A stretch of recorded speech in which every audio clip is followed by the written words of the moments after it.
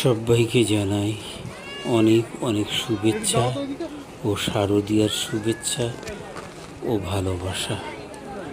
যাই হোক, আজ আমি কেনাকাটা করতে সন্ধেবেলাতে বার হয়েছি।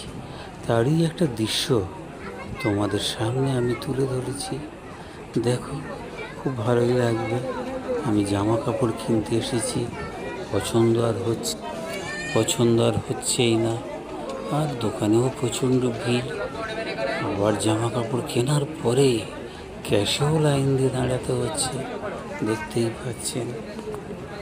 আর তো কিছু করার নেই। যাই হোক, এখন পূজার সময় সবাইয়ের জামা কাপড় কিনে দিতে হবে, তার জন্য দোকানেও আমরা চলে এসেছি, কেনাকাটা করছি। তারই একটা ছবি তোমাদের সামনে তুলে ধরলাম। আমার চ্যানেলটা সবাই একটু বেশি বেশি করে সাবস্ক্রাইব করে দেবেন।